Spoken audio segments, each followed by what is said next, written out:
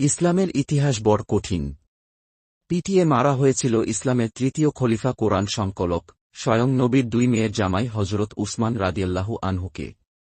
তার বিরুদ্ধেও অভিযোগ ছিল যে তিনি কুরআনের আইন অনুযায়ী খিলাফত চালাতে পারছেন না। অথচ আজকে যে কোরআন আমরা পড়ি তার সংকলক তিনি। হত্যার 4 দিন আগ অবধি তাকে অবরুদ্ধ রাখা হয় সপরিবারে। জুমার নামাজ পড়ার অনুমতিও দেওয়া হয়নি তাকে।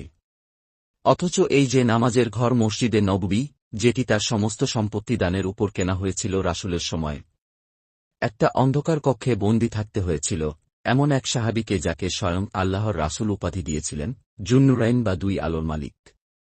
নবী দুই কন্যাকে তার কাছে বিয়ে দেওয়ার কারণে তাকে পাহারা দিচ্ছিলেন রাসূলের দুই নাতি ইমাম হাসান রাদিয়াল্লাহু আনহু ও ইমাম হোসেন রাদিয়াল্লাহু আনহু।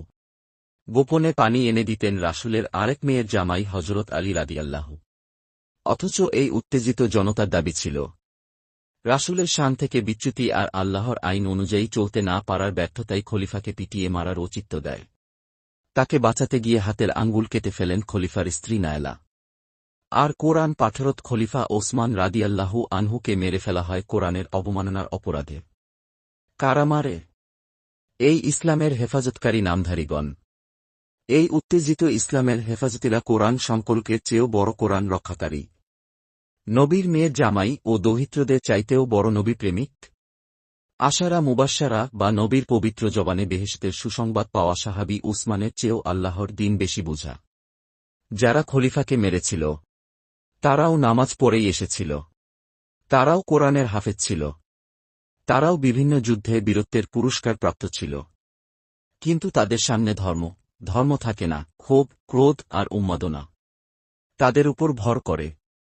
এজন্যই কোরআন পাঠরত খলিফা উসমান রাদিয়াল্লাহু আনহুকে পিটিয়ে মারতেও তারা দ্বিধা বোধ করে নাই। আমর বিন হামক উত্তেজিত তৌহিদি জনতার একজন খলিফা উসমান রাদিয়াল্লাহু আনহু এর নিস্তেজ মৃত বুকে 9বার তরবারি দিয়ে আঘাত করেছিল।